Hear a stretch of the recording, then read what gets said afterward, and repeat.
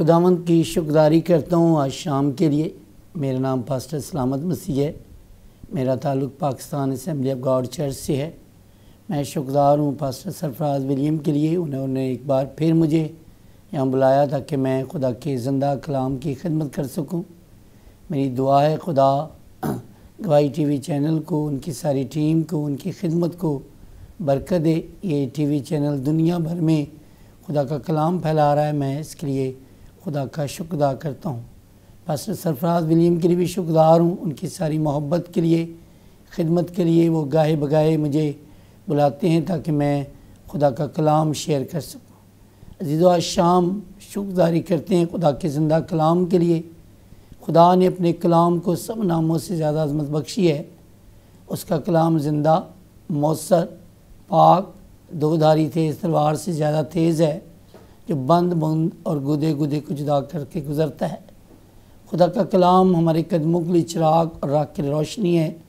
اسی کلام پر آج شام ہم غور کریں گے، سیکھیں گے۔ بائبل مقدس خدا کے کلام میں سے زبور 20 اس کی پہلی 6 آیات پڑھیں گے۔ خدا کے کلام میں اس طرح مرقوم ہے: مصیبت کے دن خداوند تیری سنے، یعقوب کے خدا کا نام تجھے بلندی پر قائم کرے۔ وہ مقدس سے تیرے لیے کمک بھیجے اور صیون سے تجھے تقویت بخشے۔ وہ تیرے سب ہدیوں کو یاد رکھے اور تیری سوختنی قربانی کو قبول کرے۔ وہ تیرے دل کی آرزو بھر لائے اور تیری سب مشورت پوری کرے۔ ہم تیری نجات پر شادیانہ بجائیں گے اور اپنے خدا کے نام پر جھنڈے کھڑے کریں گے۔ خداوند تیری درخواستیں پوری کرے۔ اب میں جان گیا کہ خداوند اپنے ممسوح کو بچا لیتا ہے۔ وہ اپنے دائنے ہاتھ کی نجات بخش قوت سے اپنے مقدس آسمان پر سے اسے جواب دے گا۔ عزیز بہن بھائیو، آج شام خدا کے کلام میں سے زبور 20 جو ہم نے تلاوت کی ہے، اس کی پہلی آیت پر غور کریں گے۔ یہاں لکھا ہے: مصیبت کے دن خداوند تیری سنے، یعقوب کے خدا کا نام تجھے بلندی پر قائم کرے۔ آج شام ہم سیکھیں گے، ہمارا جو مضمون ہے، ٹاپک ہے، عنوان ہے، وہ ہے دکھ میں دعا۔ خدا کا شکر ادا کرتے ہیں، ہمارا خدا دکھوں میں، مصیبتوں میں، پریشانیوں میں، مسائل میں دعاؤں کو سنتا ہے۔ وہ دعا کا سننے والا اور جواب دینے والا خدا ہے۔ وہ زندہ خدا ہے۔ یاد رکھیں عزیزو، دکھ ہماری زندگی کا حصہ ہے، خواہ ایماندار ہو یا غیر ایماندار، ہر ایک شخص کی زندگی میں دکھ آتے ہیں۔ بائبل مقدس خدا کا کلام ایوب کی کتاب 14ویں باب کی پہلی آیت میں لکھا ہے: انسان جو عورت سے پیدا ہوا تھوڑے دنوں کا اور دکھ سے بھرا ہے۔ دکھ ہماری زندگی کا حصہ ہے۔ اب ان دکھوں میں، مصیبتوں میں، پریشانیوں میں ہمیں کیا کرنا ہے؟ بائبل مقدس خدا کا کلام اس کے بارے میں ہمیں بتاتا ہے۔ لکھا ہے اگر کوئی مصیبت زدہ ہو تو دعا کرے، خوش ہو تو حمد کے گیت گائے۔ جب بھی ہم دکھ میں جائیں، مصیبت میں جائیں، پریشانی میں جائیں، مسائل میں جائیں، ہمیں خدا کا کلام بتاتا ہے کہ ہم خدا کے پاس جائیں، دعا کریں، فریاد کریں، منت کریں، درخواست کریں۔ بائبل ہمیں اس کے بارے میں بتاتی ہے۔ یہ دکھ بہت دفعہ ہماری غلطیوں کے باعث، نالاکیوں کے باعث بھی ہم پر آتے ہیں۔ زبور 107 میں لکھا ہے: احمق اپنی خطاؤں کے سبب سے دکھ میں پڑتے ہیں۔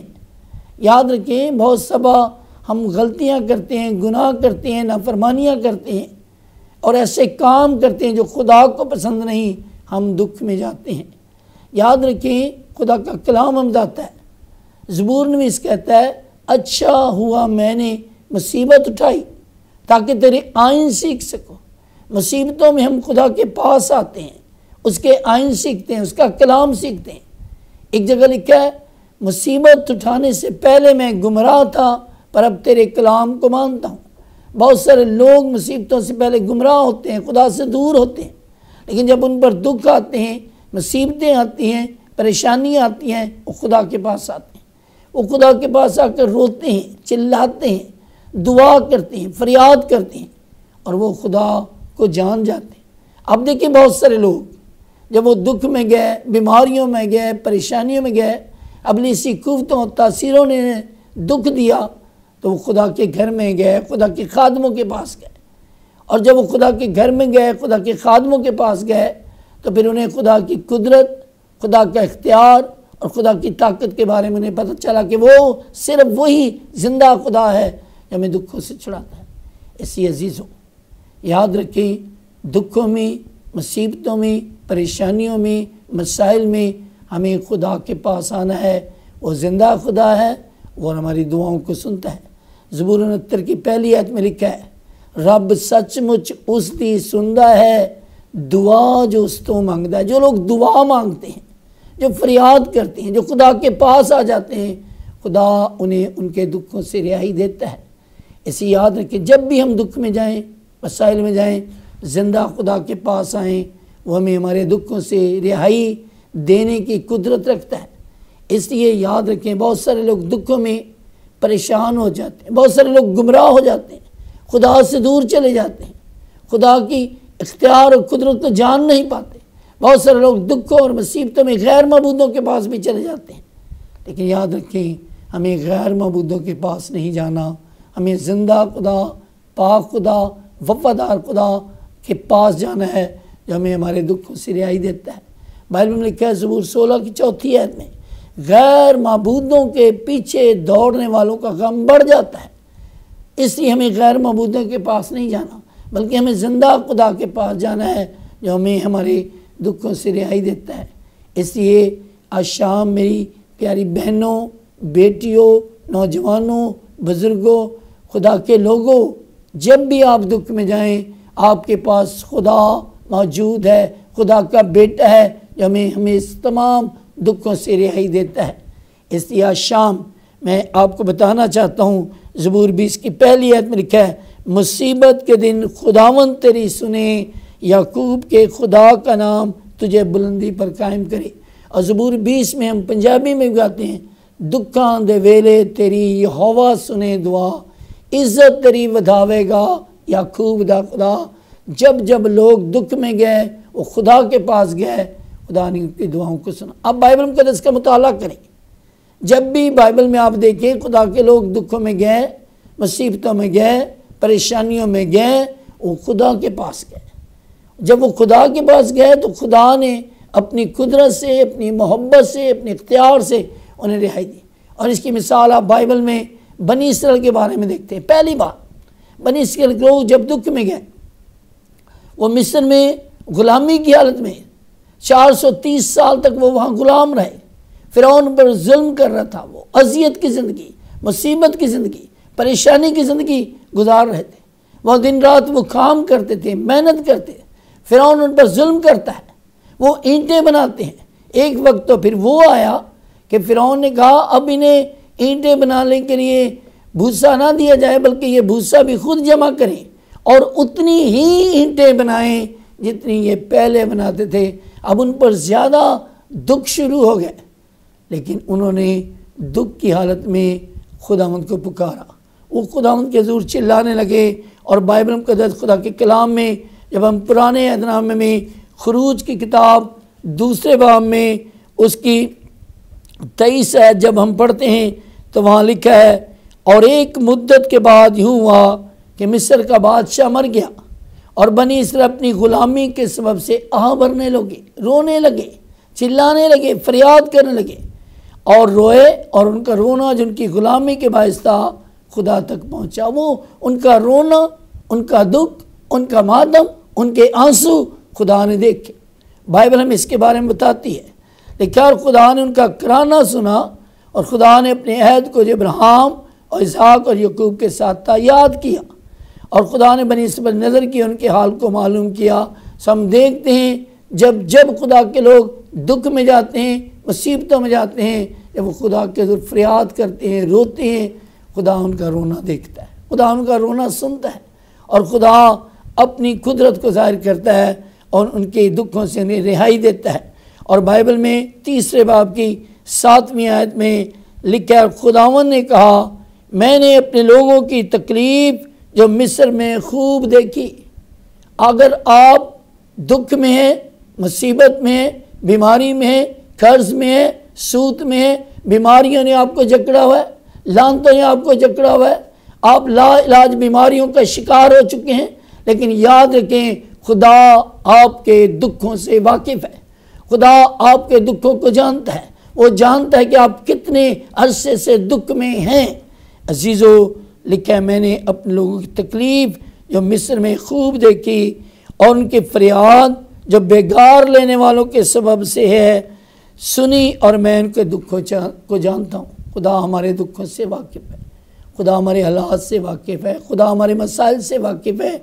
इसी जब भी हम दुख में जाएं अपने खुदा को पुकारें, अपने खुदा के ज़रूर दुआ करें, अपने खुदा के ज़रूर मिन्नत करें। इसलिए हम आज शाम सीख रहे हैं, दुखां दे वेले तेरी यहोवा सुने दुआ, इज़्ज़त तेरी वधावेगा याकूब दा खुदा। और लिखा 8वीं आयत में, और मैं उतरा हूँ कि उनको मिस्रियों के हाथ से छुड़ाऊँ और उस मुल्क से निकाल कर उनको एक अच्छे और वसी मुल्क में जहाँ दूध और शहद बहता है, यानी कुनानियों और रत्तियों और अमूरियों और यबूसियों और फिजियों हरवियों के मुल्क में पहुँचाऊँ। याद रखें खुदा हमें दुखों से निकाल कर हमें बरकत देना चाहता है।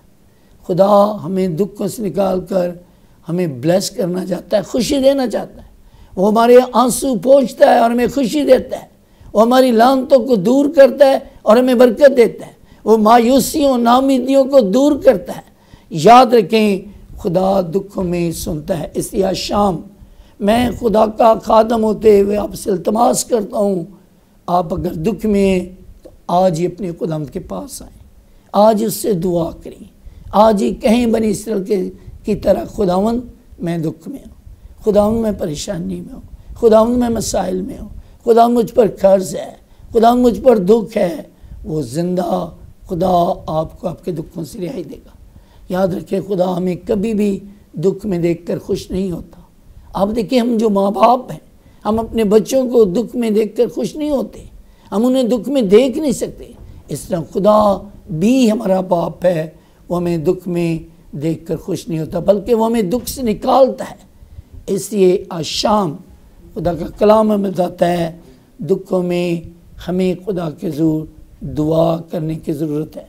और ज़बूर 34 की 15वीं आयत में लिखा है, खुदावंद की निगाह सादकों पर और उसके कान उनकी दुआ पर लगे रहते हैं।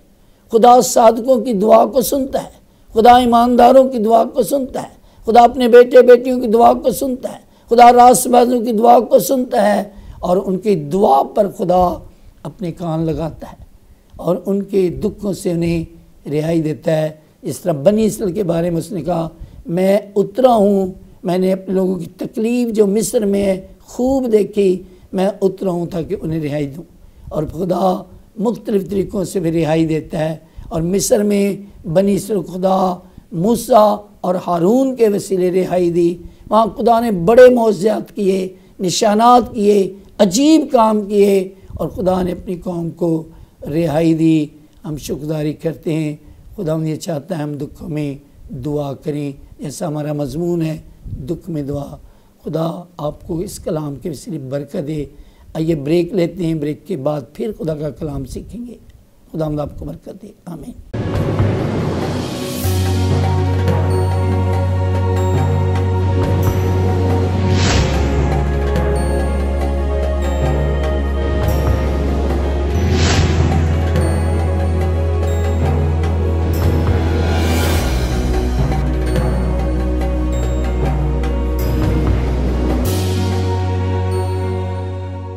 खुदा उनकी शुक्रगुज़ारी करते हैं। ब्रेक से पहले हम सीख रहे थे कि खुदा किस तरह हमें दुखों से रिहाई देता है।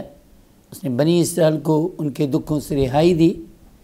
याद रखें अजीज़ों, बहुत दफ़ा हमारे दुख हमारे गुनाहों, हमारी गलतियों, हमारी ख़ताओं और हमारे कामों की वजह से हम पर आते हैं। ज़बूर 107 में लिखा है, अहमक अपनी ख़ताओं के सबब से मुसीबत में पड़ते हैं। बाइबल बताती है जब वो मुसीबत में पड़ते हैं उस वक्त भी वो जब खुदा के हुज़ूर फरियाद करते हैं, दुआ करते हैं, तो खुदा उनको उनके दुखों से रिहाई देता है। बाइबल में हम बनी इसराइल के बारे में सीखते हैं। क़ज़ात की किताब में 6 बाब की जब 6 आयत पढ़ते हैं तो वहाँ लिखा है, सो इसराइली मदियानियों के सबब से नहायत खस्ता हाल हो गए اور بنی اسرائیل خداوند سے فریاد کرنے لگے۔ بائبل بتاتی ہے اسرائیلی مدیانیوں کے سبب سے خستہ حال، ان کی حالت بری ہو چکی تھی، وہ معاشی طور پر، مالی طور پر، روحانی طور پر تباہ ہو چکے تھے، برباد ہو چکے تھے، اور وہ پھر خدا کے حضور فریاد کرنے لگے، رونے لگے، چلانے لگے، دعا کرنے لگے، اور ان کی خستہ حالی اور ان کی تباہی کا سبب جب ہم چھٹے باب کی پہلی آیت میں پڑھتے ہیں تو وہاں ہمیں پتہ چلتا ہے۔ اور بنی اسرائیل نے خداوند کے آگے بدی کی، اور خداوند ان کو 7 برس تک مدیانیوں کے ہاتھ میں رکھا۔ بنی اسرائیل نے گناہ کیا، بدی کی۔ جب بھی انسان گناہ کرتا ہے، بدی کرتا ہے، خدا کے خلاف چلتا ہے تو اس کی زندگی میں دکھ آتے ہیں۔ بائبل میں آپ دیکھیں آدم اور حوا نے جب گناہ کیا، جب انہوں نے نافرمانی کی تو خدا نے انہیں باغ عدن سے نکال دیا، ان کی زندگی میں دکھ آ گئے۔ باغ عدن میں وہ خوشی کی زندگی بسر کر رہے تھے، ان کی زندگی میں دکھ نہیں تھے۔ لیکن یاد رکھیں بہت دفعہ 90% جو ہماری زندگی کے دکھ ہیں وہ ہمارے گناہوں کے باعث ہیں۔ بنی اسرائیل نے گناہ کیا، بائبل ہمیں اس کے بارے میں بتاتی ہے، خدا کا کلام بتاتا ہے۔